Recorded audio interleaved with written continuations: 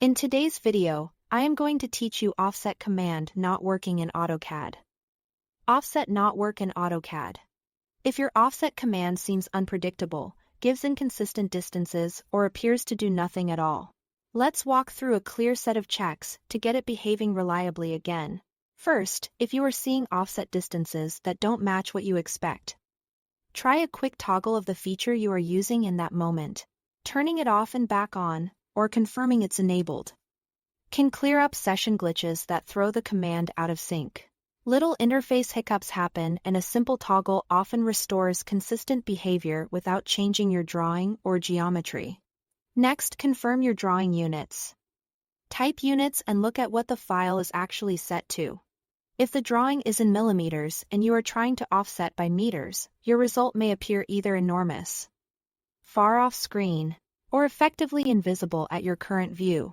The same is true in reverse. Entering a tiny number when the drawing is in large units can make the offset look like it never happened.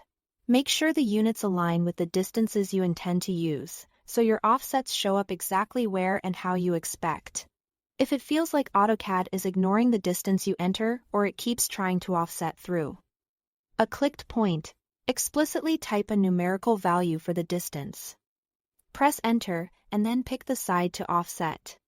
This forces the command to use a fixed distance instead of inferring one from a click. It's especially helpful when the command seems to default to a through option or when snaps and cursor behavior make the offset jumpy. Typing the number gives you precise control every time. Finally, check the system variable offset gap type if you are offsetting polylines that have breaks or gaps. Offset gap type controls how AutoCAD handles those gaps during the offset. Set it to 0 or 1 to use the standard methods for bridging or maintaining continuity across openings. The right setting keeps your offset from stopping unexpectedly or creating strange segments where the original polyline isn't continuous. Run through these checks in your current file, and you should see the offset command return to consistent, predictable results. That's all to it. Thanks for watching.